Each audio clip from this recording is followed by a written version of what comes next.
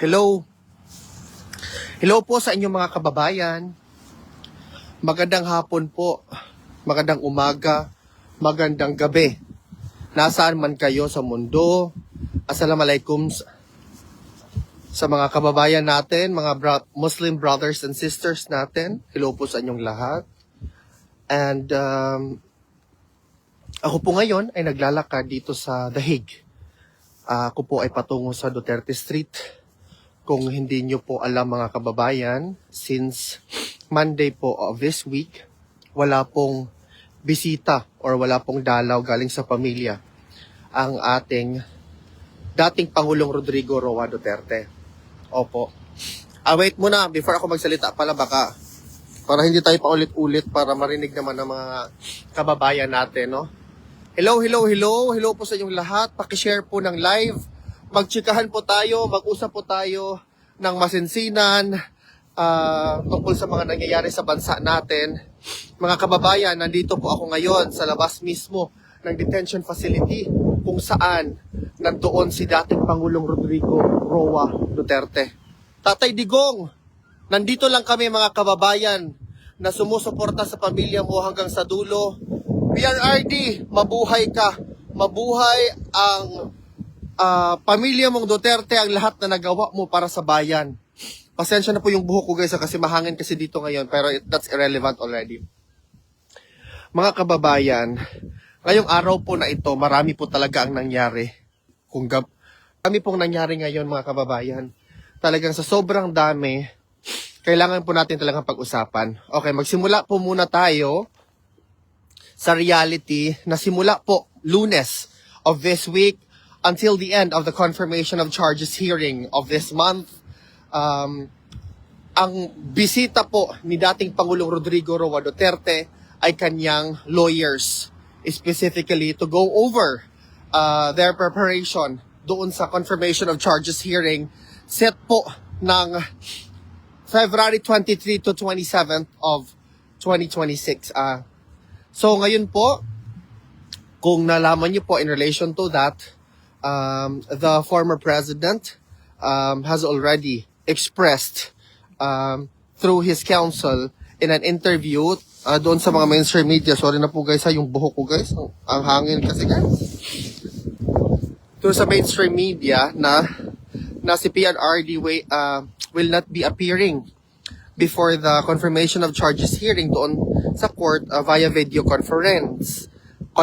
Pero in as far as him being there physically, that remains a question. Now, there's a latest update before the International Criminal Court that indeed the former president signed a waiver of not appearing before the International Criminal Court with respect to the confirmation of charges hearing. So, tayo sa labas ng detention facility guys, oh. Ayan. Detention facility guys, andito na tayo sa labas. Ayun. Sus, Ginoo ko Lord. What a very familiar facade mga kababayan. Hello. Yes, andito po. ICC Detention Facility. International Criminal Court. The most historical entrance ever sa kasaysayan ng mga Pilipino, lalong-lalo na sa nagmamahal kay dating Pangulong Rodrigo Roa Duterte. Ito po yung Duterte Street, Duterte Park. Ayan. Kasama ko po si Ruby. Alam niyo po,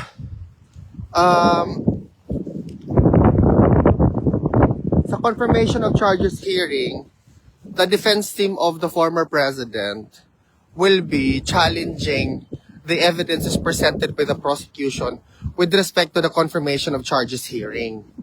So, ngayon po, sa totoo lang mga kababayan, naniniwala po talaga ako sa kakayahan ng defense team ni PRRD, lalong-lalo na doon sa lead defense counsel na si Attorney Nicholas Kaufman, which has already agreed to take on the most difficult challenge of defending a very well loved and adored, the greatest president of the Philippines, the greatest president of the Republic of the Philippines. So, Again, let me reiterate po, wala pong visit si PRRD in as far as family is concerned, but more of the lawyers of PRRD will be visiting him until the end of the confirmation of charges hearing. So, lahat po ng ito ay mga pagbisita ng kanyang lawyer to go about their preparation with respect to the confirmation of charges hearing po. So ngayon papunta po kami sa Duterte Street kasi meron po tayong mga kababayan na nanggaling pa sa iba't ibang bahagi ng mundo na yung magisilabtan na bumibisita ngayon, clear. Ayun. Marami po tayong pag-usapan ngayon, guys. Pasensya na at meron akong ang dami kong kanina. Kasi sa totoo lang, guys, nung pagbasa ko pa lang doon sa statement or waiver ni PRRD, talagang parang yung puso mo ba, maano talaga yung puso mo sa sinulat niya, no? Pero alam niyo naman, hindi tayo titigil hanggat kung maaari o kung pwede, hindi tayo titigil talaga. Davao, Jensen and Davao, ma'am, nabasa niyo na ba yung latest update ngayon about kay PRRD? Katong sa 23. Nakatukuan, ma'am. Atong confirmation of charges hearing ni PRRD, we are expecting na magpakita siya but he signed a waiver na is going to waive his opportunity or his privilege to be present during the hearing. Okay. Pero sa ato mga Bisaya, ma'am, naikiingon dito sa PRRD na very para sa ako emotionally nag-resonate sa mga tao, naingon siya na sa inyo mga katawhan ako magpabiling inyong sulugoon. Grabe good siya, no? Mo gid na. Mo gid na iya, in no? love gid. Exactly. Ay, si tatay. Mo na dapat reciprocated. Correct. Exactly, ma'am. That's the reason why na ay Duterte Street because Yes. ang pagmamahal sa kanya di na gid makuan sa Dili gyud. pagbotar or what not. Ang ihagid na dako gyud kay impact na yung gibuhat para sa nasod ba, no? Salamat, ma'am, for coming here from Spain. Oh, that's very normal. Ma'am, dili man, ma'am. Ano man tuod, ma'am, nga nakahila ka because Abot oy. Ano na kay nakahila ka po sa ma'am. Kay Marag. Kay women in diba ka ng ato kalisod. No niya. Murag siya lang gani ang hope sa Yes. atong nation niya. After sa iya murag Nalugmok na punta, no? Murag diba murag And also, ma'am, is it correct for me to say na nakita nyo sa online pero once you are here physically, iba ang ambience ng Duterte yes, of Street. course. Sabi ninyo, ma'am, if you remember, kaning facade dari agid mi nagsugod. Oh, dari mi nagsugod, ma'am, before. We were here from the very beginning. Amo ning dari we were patiently waiting, hopefully na makita na mo si PRD dito sa entrance, Pero nagpagawas na lang sila mga pulis because di ba gid mi mahawak mga Pilipino, ma'am. Or Lagi. nagpakita man gyud mi na dili we are resolute in our resolve na lalaban at lalaban gyud mi always hanggang sa dulo. Yes. How Hanggang about sa dulo. hanggang sa dulo gyud, ma'am? Hanggang sa dulo. Jud. How about karon, ma'am, na nalaman na natin ng buong mundo, nagdeklara na si Vice President Sara Duterte na ako si Sara Duterte tatakbo bilang Pangulo sa 2028. Ano yung feeling mo ngayon, ma'am? Happy and looking forward Oh. na magiging president talaga siya. Correct. Yes. Sana iboto. Ma'am, kayo nagpaano kayo, ma'am? Sana iboto natin lahat. Nagpa-register na ba kayo, ma'am, sa embassy ninyo for sa pagboto sa 2028? Pagboto na mo? Yeah. Oh. That's why I'm urging all of our OFW, overseas Filipino worker, magpa-register na po kayo para mag-vote tayong lahat. Yes. Sa 2028 kasi sinabi pa naman ng mga detractors na wala na daw support ang mga Duterte sa mga OFW, ganito, ganyan. But honestly, pakita natin na yung sinasabi nila is a complete and utter lie. Yes. That's only mind conditioning kasi alam ko if elections will be held tomorrow, it will be done tomorrow, Duterte pa rin ang mananalo, di ba, ma'am? Yes, 32 million. Yes. For Sara Duterte.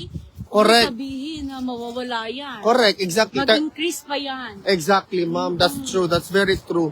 Kaya sana po, ipaglaban natin ito, ma'am, hanggang sa dulo. Yes. Do you have any greetings sa mga kababayan, mga pamilya ni mo sa Davao, ma'am? Ka sa Davao dapit? Yes, sa Panabo. Ay, mga Kailan ka ni Francis, ma'am, na Ate Bing? mga yap dira sa Panabo. Oo. Yeah. Hello. Hello sa mga taga Panabo na amoy dira Yes, ako diri. kababayan na taga Panabo pud o. Hague. Sa The Hague from From Spain. Spain. Hola, ¿cómo estás, mi hermano?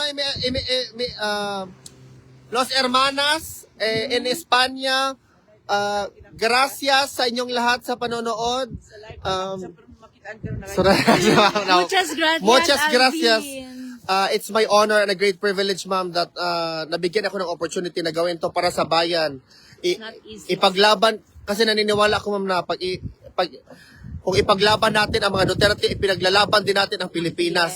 Yes, Na laban yun taan ni always, ma'am. For the sake of our Nation and the future generations of Filipinos that deserve a better Philippines. yes. Ana. For the middle. Uy, ginoo ko. Para sa ating mga anak. Ay, kamura, ma'am. Ako may anak, ma'am. Oh, Tayo naman.